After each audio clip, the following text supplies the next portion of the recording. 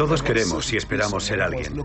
Nos esforzamos para llegar a ser alguien. Todos estamos buscando alcanzar un estatus, tener un trabajo, una educación, un estilo de vida mejor. Todo gira en torno al estatus. Esperamos recompensas en forma de ascensos, de dinero, de poder comprar una casa mejor. Pero la recompensa que realmente buscamos la mayoría de nosotros es atraer la atención de los demás. Que no te hagan caso es terriblemente aburrido. Creo que ahí reside parte de la alegría y el juego de la vida actual. Nos pasamos la vida clasificando y juzgando a los demás. Una vez que te das cuenta de que los gestos y los objetos tienen un significado, no hay escapatoria. Esta serie está dedicada a un tipo de ansiedad de la que casi nunca se habla directamente, que nos hace sentir avergonzados y culpables cuando la sentimos.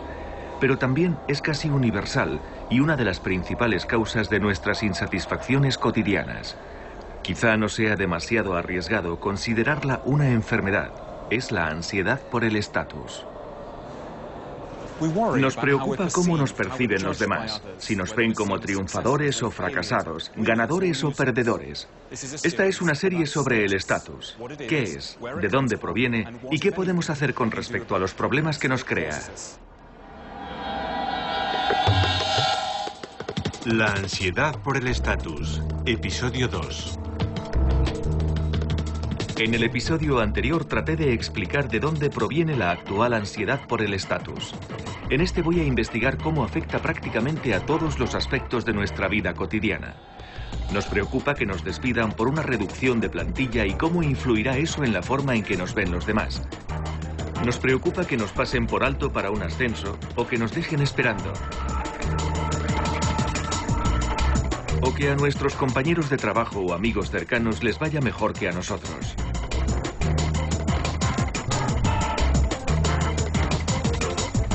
Evidentemente, lo que confiere el estatus en una sociedad determinada va cambiando con el tiempo.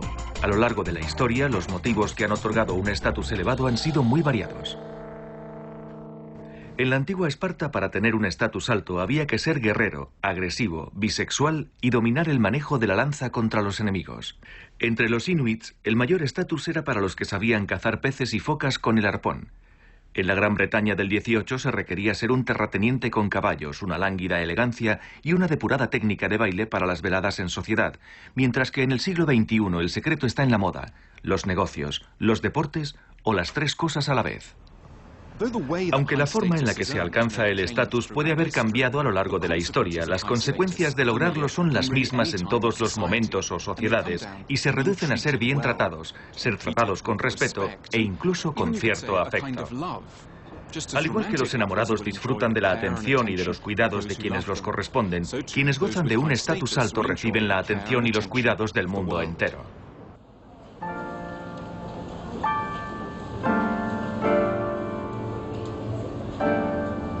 Es frecuente considerar que lo peor de un trabajo mal pagado es el sueldo y que el dinero es lo mejor de un trabajo bien pagado. Pero también se puede enfocar desde otro punto de vista, uno basado en el estatus. Podría afirmarse que lo que hace que un trabajo mal remunerado sea realmente desagradable es el trato que se recibe, no el dinero en sí, sino la falta de estatus que lleva aparejado. ¿Bebida? En muchos trabajos mal pagados se nos trata como si en realidad no existiéramos. A nadie le importa quiénes somos o lo que pensamos. Somos máquinas que realizan una tarea sencilla, no seres humanos con una identidad tan rica y compleja como la de cualquier persona que ocupe un cargo directivo.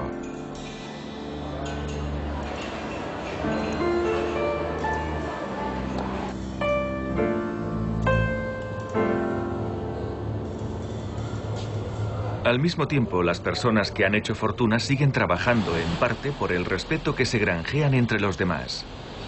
Son admirados, valorados y en ocasiones fotografiados cuando van de compras.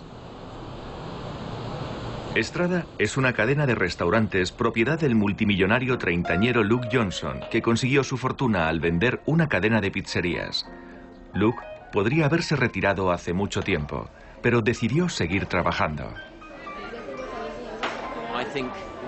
Creo que de alguna forma todos tratamos de demostrar nuestra valía a un público u otro. Recuerdo que leí una encuesta entre empresarios, gente de negocios, hombres y mujeres, en la que se abordaban las motivaciones que los habían empujado a hacer negocios y las razones por las que seguían buscando el éxito una vez habían triunfado en cierta medida. Y la frase con la que se resumía todo era: van a ver de lo que soy capaz. Y creo que hay mucha gente que en el pasado tuvo un profesor que los menospreció, o un padre que les dijo que no llegarían a nada, o alguien que los criticó o no creyó en sus posibilidades. Y para muchos, lo importante es demostrar a los escépticos que estaban equivocados. Una de las primeras personas que analizó que nuestro interés por el dinero suele residir en nuestro interés por el estatus que nos confiere fue el magnífico filósofo escocés Adam Smith. En su revelador libro La riqueza de las naciones, se pregunta sin rodeos a qué viene toda esta competitividad feroz. ¿Para qué tanto esfuerzo y ajetreo? ¿Qué quiere conseguir la gente con esta frenética ambición de riqueza, poder y esta ansia por destacar?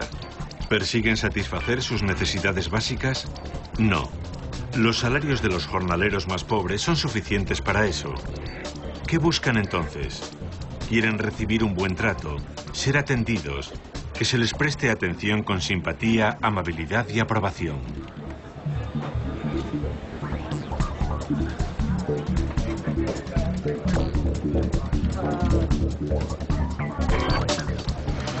Una de las razones que hizo que Adam Smith se convirtiera en una figura tan destacada en su campo de investigación fue su análisis de por qué la gente acumula riqueza y el elegir dignidad y respeto, no solo mejores ropas o casas más grandes. Jane, ¿qué tal estás? Qué alegría verte. Esta es Celine. ¿Qué tal? Encantada. ¿Cómo se llamaba aquel tío que estaba tuerto? Boddington. Boddington, exacto. Eso es. Hay pocas cosas que desaten la ansiedad por el estatus con más fuerza que una reunión de antiguos alumnos. Esta es la reunión del colegio de Haywards Heath, de una promoción que se graduó hace 30 años. Puede ser angustioso compararnos con personas que en un tiempo fueron nuestros iguales, y más concretamente haber recibido noticias sobre sus triunfos. Muchos coincidirían con la cita de Gore Vidal: cuando un amigo triunfa, algo muere dentro de mí. ¿Por qué me he vestido así? ¿Por qué no he venido en vaqueros como estaba esta tarde? ¿Por qué no he traído una ropa más informal o incluso una camiseta con un lema político? Es muy interesante, porque creo que refleja cierto estatus. Si visto bien, es probable que la gente me vea más como un triunfador, o al menos como alguien que viene bien afeitado, se cuida y tiene ciertos modales.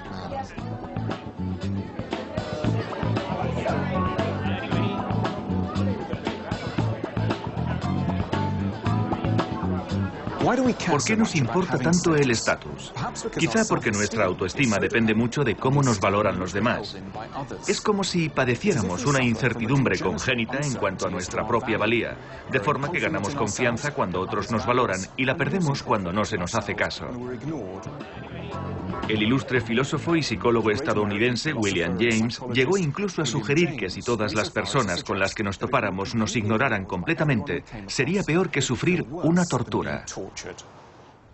Para desarrollar su obra Principios de Psicología, que escribió en Harvard en 1890, James extrajo muchas de sus conclusiones tras observarse a sí mismo y ver lo diferente que se sentía en los días en que le habían felicitado afectuosamente y percibido la admiración de la gente, y los días en que se había sentido ninguneado y solo.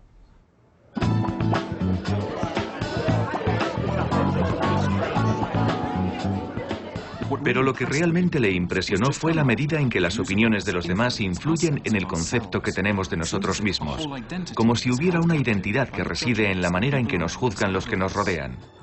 Si se ríen de nuestros chistes, consideramos que somos graciosos. Si nos halagan, nos consideramos dignos de un gran mérito. Pero si no nos hacen caso cuando entramos en una sala o dejan de mostrar interés cuando explicamos a qué nos dedicamos, es probable que nos sintamos inseguros e inútiles.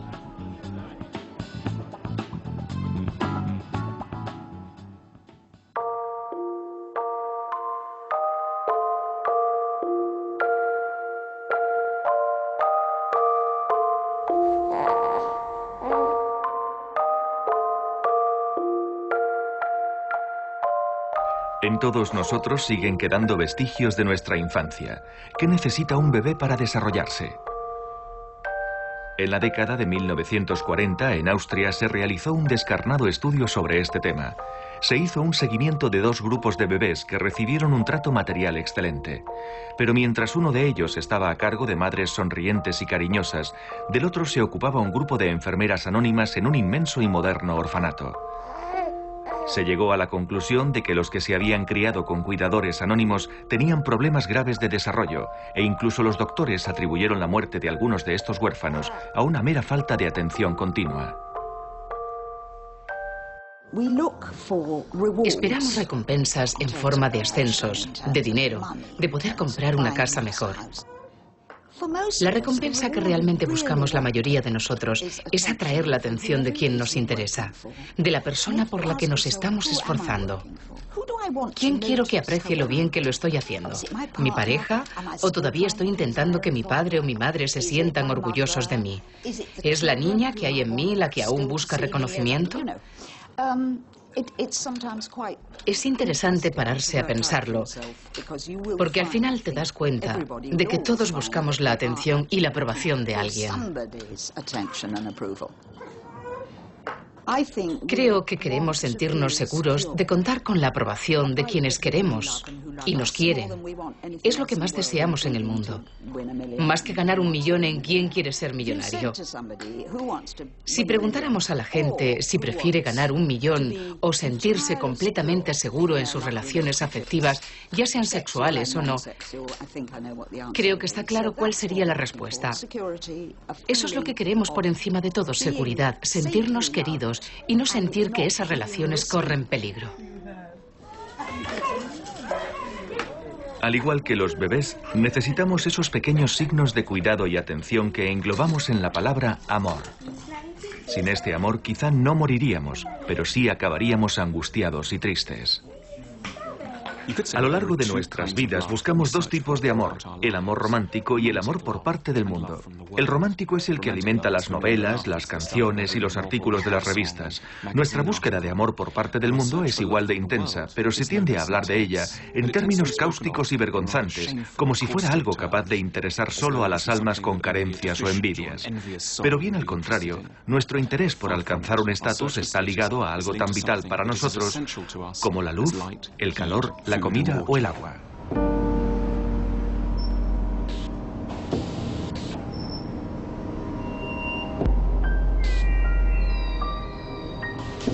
Una vez que entendemos lo importante que es la necesidad de amor, se aclaran muchas cosas. Desde por qué vamos de compras hasta por qué a veces nos matamos entre nosotros.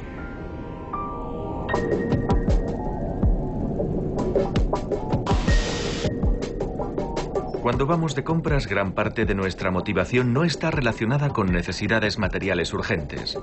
A menudo compramos para convencer al mundo de que somos personas interesantes que merecemos la pena. Solemos ir de compras más por razones emocionales que prácticas. El consumo se basa en adquirir símbolos de estatus, objetos materiales cuyo uso primordial es psicológico.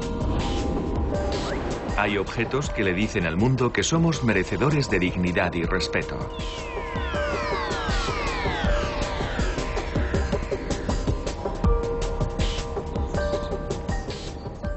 Estamos en casa de Stephen Bailey, un asesor de moda que trabajó durante muchos años con Terence Conran.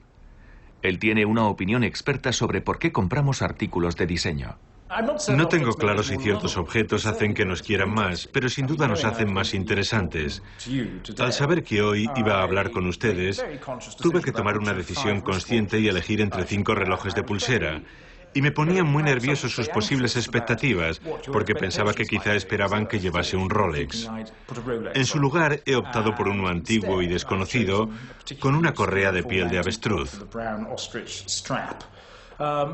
Supongo que para algunas personas será la muestra de afectación más escandalosa posible, y posiblemente sea así. Pero para mí resulta fascinante que la mera elección de un aparato que se lleva en la muñeca pueda cambiar completamente mi estilo y la forma en que los demás me interpretan.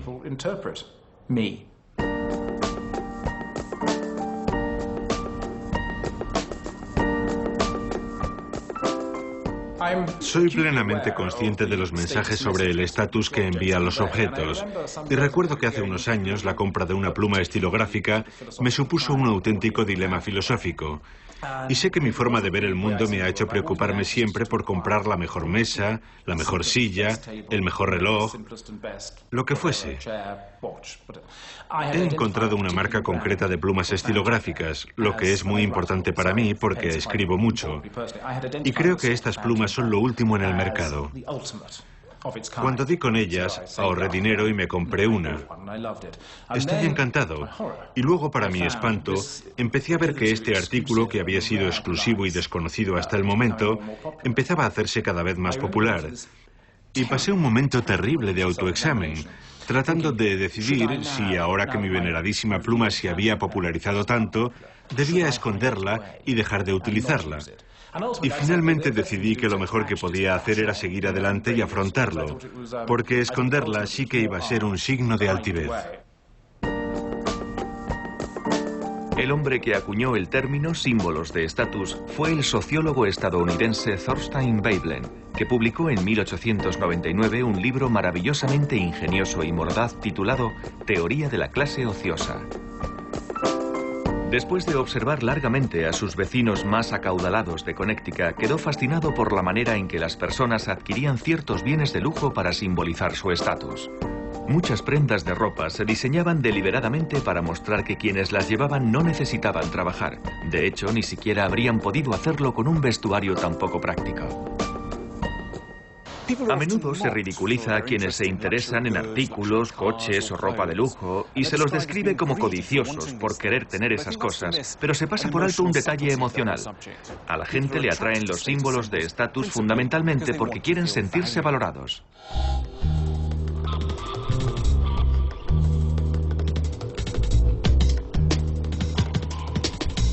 Casi todos los coches modernos cumplen eficazmente un punto A a un punto B, así que el apetito continuo por los llamados coches de lujo suele tener poco que ver con la ingeniería, los frenos ABS o la comunicación por satélite.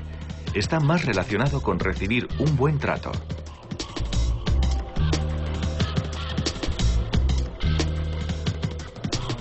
¿Qué tiene este coche de especial? Bueno, estamos en un entorno muy agradable. Si te fijas en el salpicadero en conjunto, está hecho de madera de nogal y forrado con piel por la parte superior. También dispone de un mecanismo que llamamos asientos activos, con el que el conductor recibe un ligero masaje para evitar que en los viajes largos se le entumezca el cuerpo. El dispositivo iDrive controla la pantalla que hay en el centro del salpicadero. Con ella manejas el sistema de navegación. En la puerta delantera tecleas la dirección, la calle y el número al que quieres ir con todo detalle, y te guía hasta allí. ¿Qué es esa bandeja? Esta bandeja es un cenicero. Claro. Hasta yo tengo uno de esos. Hasta tú tienes uno. Dime, ¿qué te aporta como persona tener un coche así? Pienso que no se debe subdividir a los propietarios de vehículos por categorías, pero sin duda este coche va a decir mucho sobre ti. Su apariencia visual es muy potente, muy fuerte, está muy pensada. Creo que tener un coche como este te aporta una gran confianza.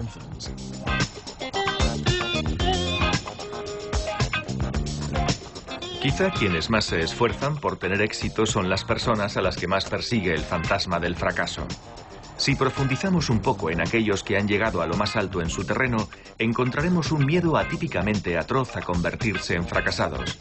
Al fin y al cabo, ¿qué necesidad habría de intentar impresionar tanto si no fuera por miedo a acabar siendo todo lo contrario? La venta de coches de gama alta tiene un triste trasfondo de carencias emocionales.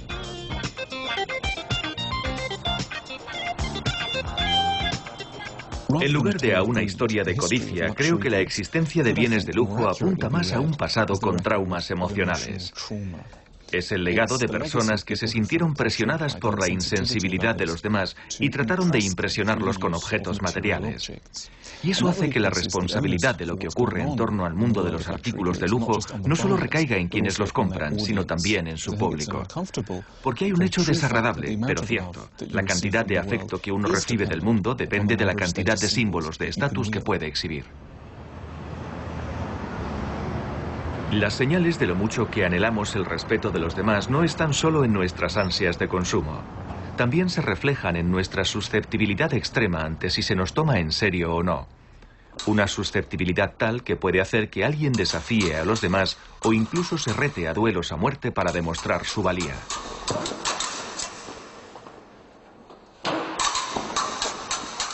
Desde sus orígenes en la Italia del Renacimiento hasta su desaparición en tiempos de la Primera Guerra Mundial, la práctica de batirse en duelo se cobró cientos de miles de vidas en todo el mundo.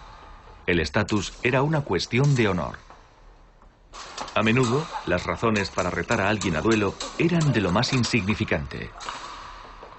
En París, en 1878, un hombre mató a otro que había opinado que su casa estaba decorada sin gusto. En Florencia, en 1902, un hombre de letras acabó con la vida de su sobrino que le había acusado de no entender a Dante. Y en Francia, en tiempos de la regencia del príncipe Felipe de Orleans, dos oficiales de la Guardia Real se disputaron la propiedad de un gato de Angora.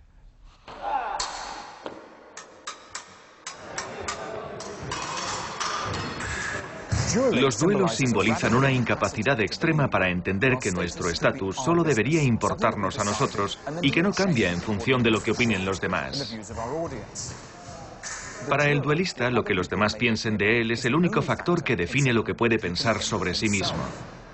No puede seguir aceptándose si quienes le rodean le consideran un idiota o un afeminado, un embustero o un imbécil.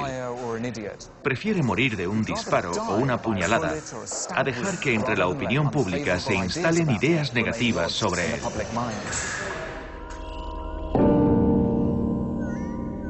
Aunque batirse en duelo haya pasado de moda, muchos de los conflictos y las demandas judiciales del mundo actual siguen siendo disputas por el estatus.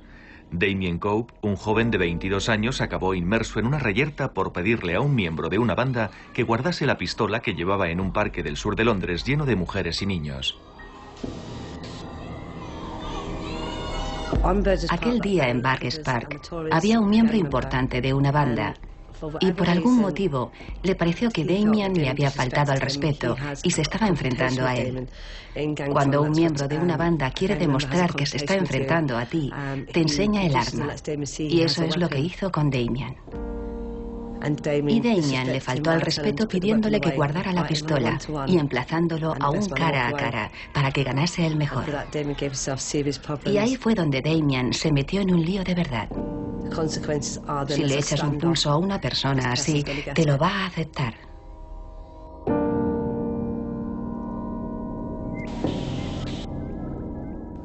Me acuerdo perfectamente de la última vez que miré el reloj. Eran las 9:30 y me había quedado dormida. Y lo siguiente que recuerdo es que sonó el teléfono y era Fiona, la novia de Damien, que estaba gritando y diciendo que a Damien le habían disparado. Yo le pregunté que qué me estaba diciendo y me repitió que le habían disparado. Me sentí muy débil, como si me hubieran arrancado algo, como si sintiera que Damien ya no estaba.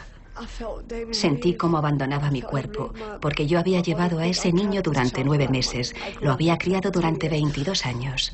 Yo era su madre y sentí cómo se alejaba de mí.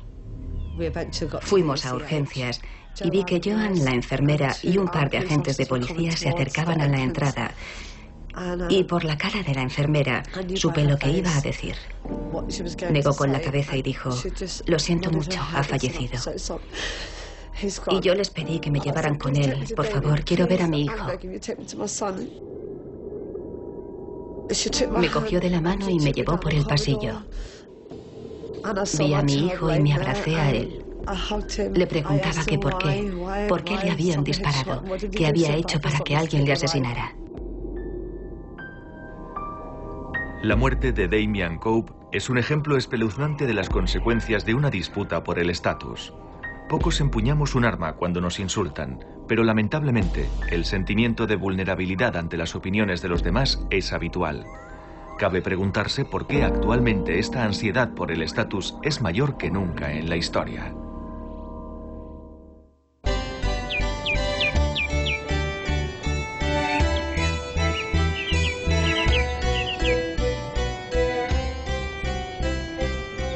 La calidad de vida en Occidente ha mejorado enormemente en los últimos 200 años. Se ha producido un aumento considerable de la esperanza de vida y las oportunidades económicas y de riqueza. Y sin embargo, hoy en día estamos más pendientes y preocupados por el estatus que en los tiempos de los señores, las damas y los coches de caballos.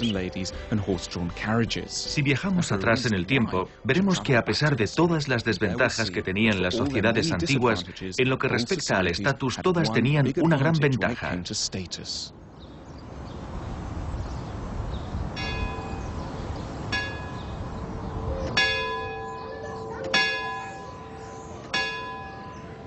Hasta mediados del siglo XVIII, el estatus se otorgaba de formas muy particulares. En primer lugar, no importaba lo que hicieras, sino quién eras, quiénes eran tus padres, qué orígenes tenías.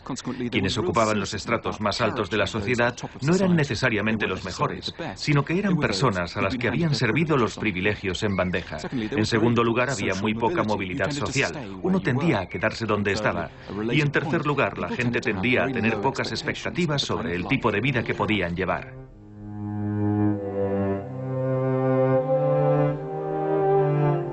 En el antiguo sistema feudal había muy pocas personas que pudieran aspirar a ser ricos y sentirse realizados. La mayoría sabía perfectamente que estaban condenados a la explotación y la resignación.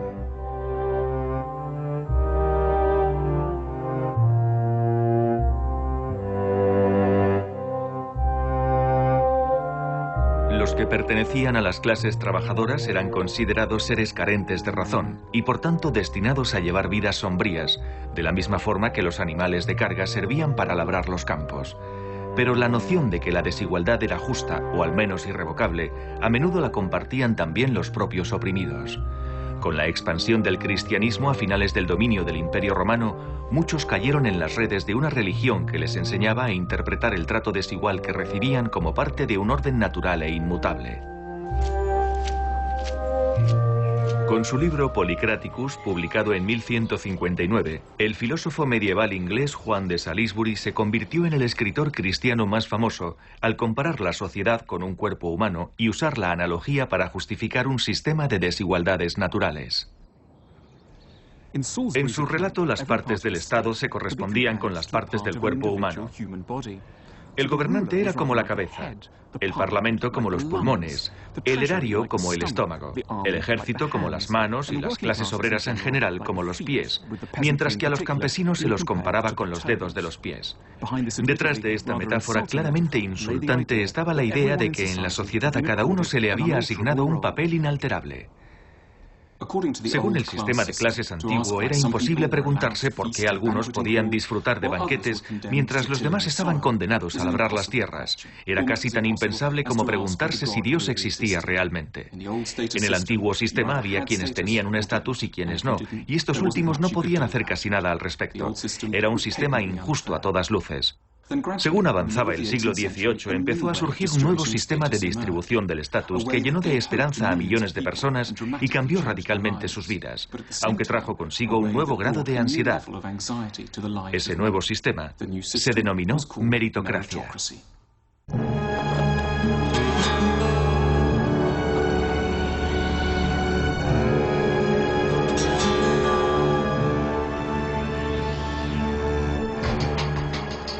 En el episodio anterior viajé a Estados Unidos para observar cómo la creación de este país en 1776 cambió de forma sustancial la forma de distribuir el estatus.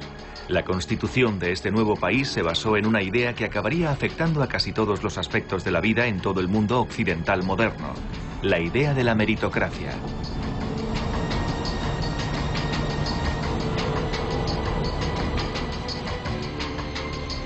Consideramos evidentes las siguientes verdades. Todos los hombres han sido creados iguales. El Creador les ha concedido ciertos derechos inalienables. Entre esos derechos se cuentan la vida, la libertad y la búsqueda de la felicidad. Estas palabras las escribió por primera vez Thomas Jefferson en junio de 1776. En su autobiografía, que escribió en sus últimos años, Jefferson explicó que había dedicado su carrera a tratar de crear lo que él llamaba una aristocracia del talento para reemplazar a la aristocracia de los privilegios y en algunos casos de la estupidez y la necedad. Creía en la perfectibilidad infinita de todas las personas. Todos estamos dotados de talento, escribió. Forma parte de una persona, como un brazo o una pierna. Todos lo tenemos en mayor o menor medida.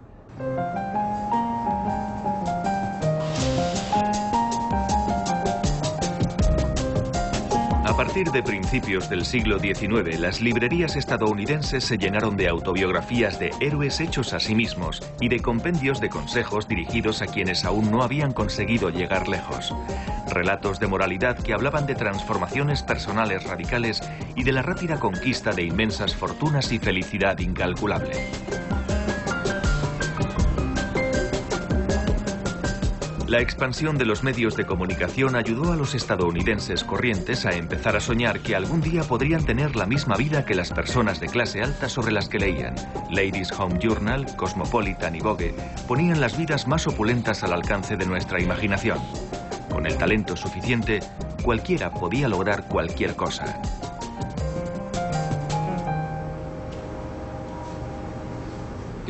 Buenos días a todos. Son las 8:30, hora de estar todos ya en clase. Por favor, poneos en pie para hacer el juramento de lealtad. Prometo lealtad a la bandera de los Estados Unidos de América y a la república que representa.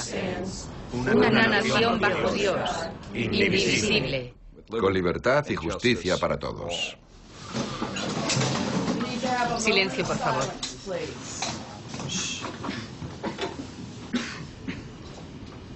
Este es el Instituto Jefferson, ubicado a las afueras de Washington, D.C., donde se infunden los ideales de la meritocracia diariamente.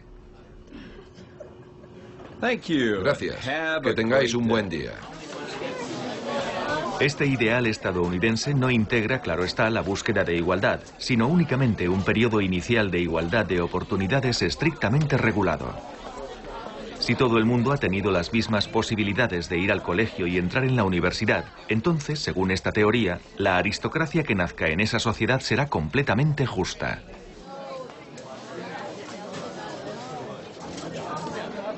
Aquí se enseña a los estudiantes que pueden llegar a ser lo que quieran en la vida, que si se esfuerzan y creen en sus posibilidades pueden conseguir cualquier cosa. Es una idea tremendamente motivadora, la fuerza que impulsa a todo un colegio como este. Todas las personas que llegan a este país en edad escolar, independientemente de cuáles sean sus orígenes, son aceptadas en el sistema educativo. La educación pública tiene las puertas abiertas para todo el mundo. No es necesario pertenecer a ninguna clase social, etnia particular. Si vives en Estados Unidos, incluso aunque seas inmigrante ilegal, tienes derecho a incorporarte al colegio. Lo cual es una tarea verdaderamente ardua e ingente. En algunas de mis escuelas hemos aceptado alumnos que venían directamente de la selva, que a lo mejor tenían 15 años y nunca habían estado en un colegio. Son analfabetos en sentido literal. No escriben ni leen el idioma que hablan, y nosotros, claro está, les enseñamos directamente en inglés. ¿Piensa que en Estados Unidos hay una auténtica meritocracia? Eso es lo que tratamos de conseguir. Es un objetivo permanente, sí. ¿Quieres que tu clase gane dinero? Hasta el jueves habrá una competición de recaudación de centavos. Acumulad centavos en la taquilla de vuestra clase y echad otras monedas y billetes en las taquillas de las otras clases. Los resultados se publicarán el día anunciado. Que paséis un buen día.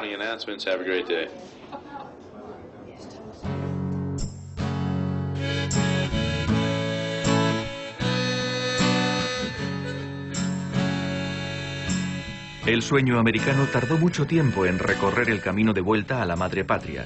Tuvieron que pasar más de 150 años desde la Revolución estadounidense para que el escritor inglés George Orwell se quejase en la década de 1930 de que Gran Bretaña era un país que todavía estaba lleno de desigualdades, corrupción e injusticia. Enseguida iban a empezar a surgir las presiones para el cambio.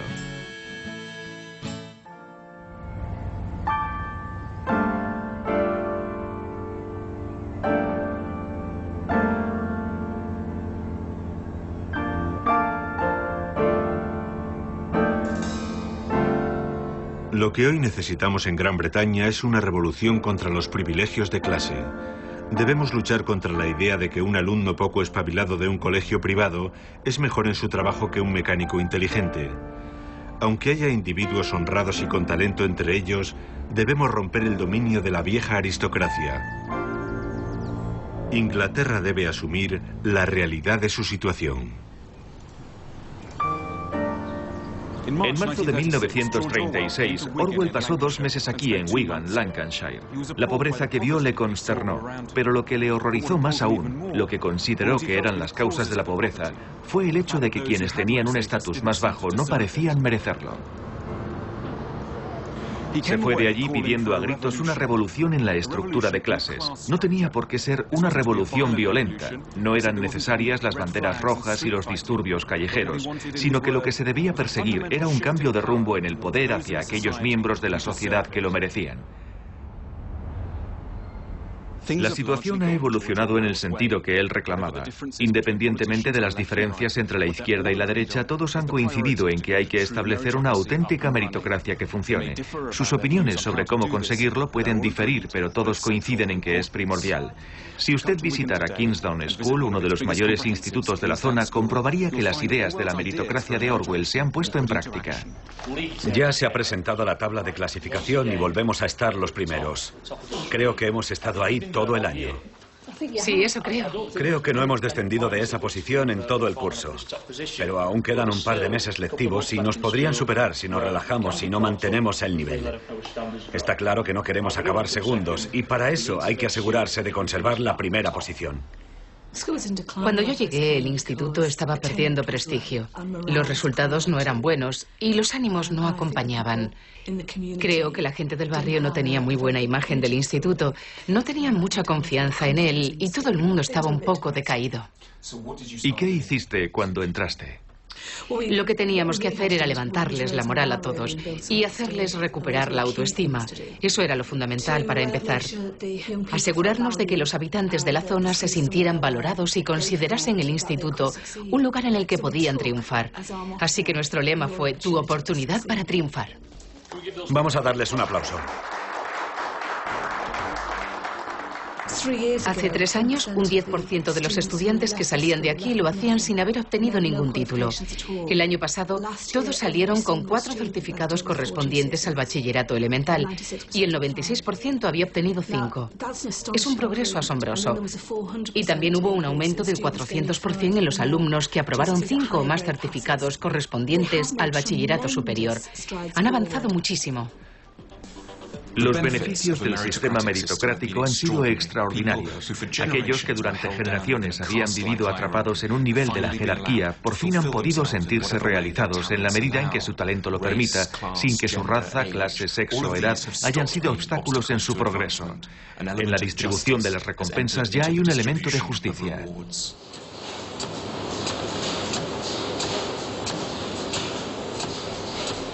Junto a la reforma meritocrática de la educación, también se han adoptado medidas para promover la igualdad de oportunidades en el trabajo. Se nos repite constantemente que con esfuerzo y diligencia podemos llegar a lo más alto. Estamos en Chilwood, una fábrica de Wigan en la que se producen artículos de perfumería, embalajes y más de 400 compresas por segundo. Creo que para cualquiera que decida que lo quiere conseguir, las oportunidades están ahí. Quizá no estén justo en el trabajo o el puesto que ocupe en ese momento, pero sí estarán a la vuelta de la esquina prácticamente. Eso ocurre. Tenemos buenos ejemplos de ello aquí mismo. A las personas que trabajan mucho y se esfuerzan, se les da reconocimiento. Porque el talento no es algo que nos sobre y siempre que lo encontramos hay que aprovecharlo. Y eso es lo que hacemos. Sin duda, esas situaciones se producen. Empecé en Chilwood en 1986 como personal de mantenimiento con un contrato de prueba de 3 meses. Durante ese tiempo surgió una vacante en la división Sampro y solicité un puesto de mantenimiento con un contrato más estable. Y lo conseguí. Entonces entré en Sampro y pasé a ser operario de las líneas de montaje y luego supervisor. En 1994 me destinaron al departamento de Cleanfield, nuestros envoltorios domésticos para alimentos. Y después me ofrecieron un puesto de supervisor jefe en el departamento de papel de aluminio para uso doméstico. A continuación, en 1998, surgió una vacante de encargado de producción en los departamentos de productos de higiene personal. Y por último me ofrecieron mi puesto actual, director de fabricación. Así que me he labrado mi trayectoria en la fábrica desde bien abajo, pasando por todos los departamentos hasta llegar al cargo que ocupo ahora. Actualmente, algunas personas hablan con orgullo de sus ascensos profesionales. Este orgullo habría sido impensable en los días en los que la meritocracia no había llegado, puesto que entonces tu lugar en la sociedad dependía de quiénes fueran tus padres. Ganar mucho dinero y tener un cargo importante indican más rasgos positivos sobre uno que nunca antes en la historia. Pero desgraciadamente en la actual meritocracia el hecho de no tener dinero ni un trabajo admirable también dice más que nunca. No me gusta nada, esa es la verdad. Lo encuentro muy monótono, aburrido y nada gratificante. No tiene ninguna dificultad. Es lo mismo día tras día.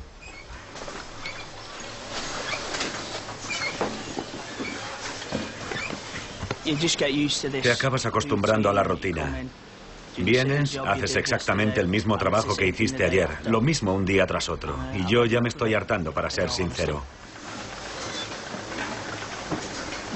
Me encantaría creer en la meritocracia, pero desde donde yo estoy, desde mi posición, es bastante inconcebible. No es algo que vea a mi alrededor con frecuencia. En este contexto hay que luchar mucho para poder ascender algún peldaño. A veces te sientes como si te estuvieras golpeando la cabeza contra la pared.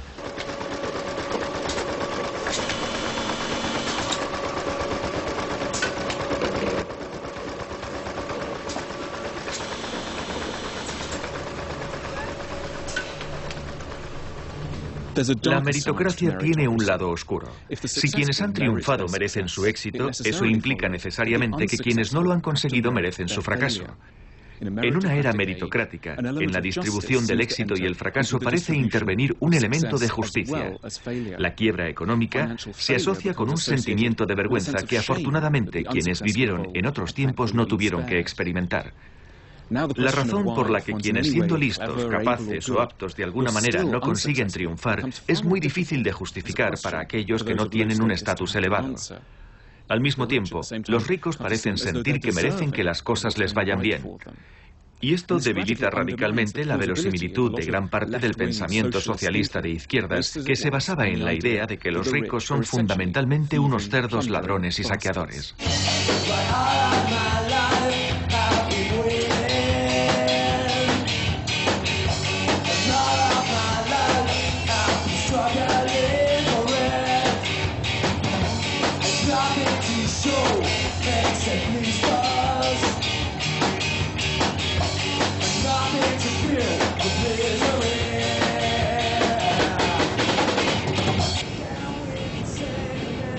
Para saborear la desafección de izquierdas y una pinta de cerveza, voy a acudir a la Alianza Socialista de Wigan, que se reúne todas las semanas para escuchar a un grupo de música y planear la revolución.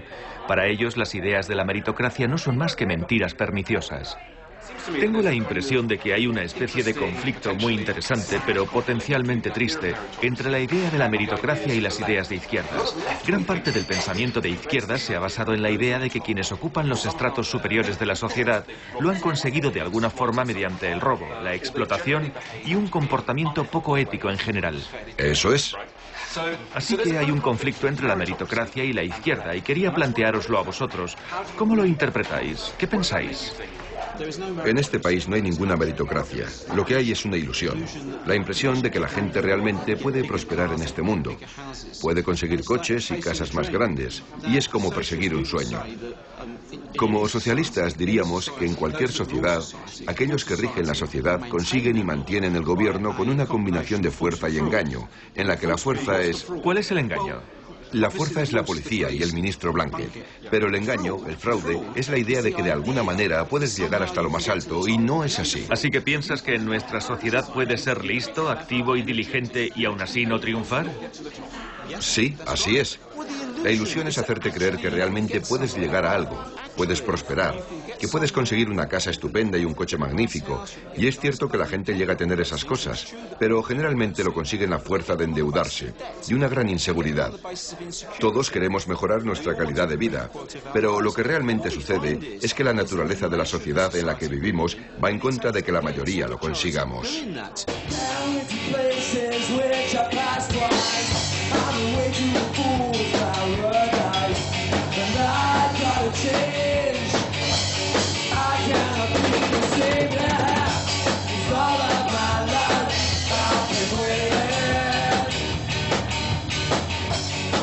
Antes, el socialismo nos consolaba diciéndonos que nosotros, personalmente, no éramos los responsables de tener un estatus bajo. Pero ese argumento ha perdido casi toda su fuerza.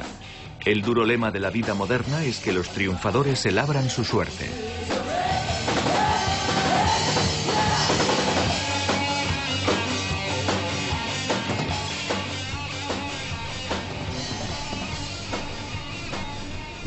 Vivir en una meritocracia supone vivir en una sociedad en la que ya no existen las divisiones entre señores y campesinos, aristócratas y plebeyos, sino que se nos dice que podemos elegir qué queremos hacer con nuestras vidas, si queremos ser triunfadores o fracasados. Si perdemos la batalla, lo más probable es que nos sintamos avergonzados y enfadados y sin nadie a quien poder echar la culpa de nuestra desgracia. E incluso aunque triunfemos, sabemos que en estos tiempos tan inestables es posible que nuestro estatus no esté a salvo por mucho tiempo. En muchos ámbitos valemos lo que vale nuestro último logro, así que hemos terminado viviendo con una curiosa paradoja. Estas sociedades llenas de riquezas y oportunidades han tenido el extraño efecto de elevar enormemente el grado de ansiedad por el estatus de la población. ¿Qué podemos hacer al respecto? En el próximo episodio iremos en busca de las posibles soluciones.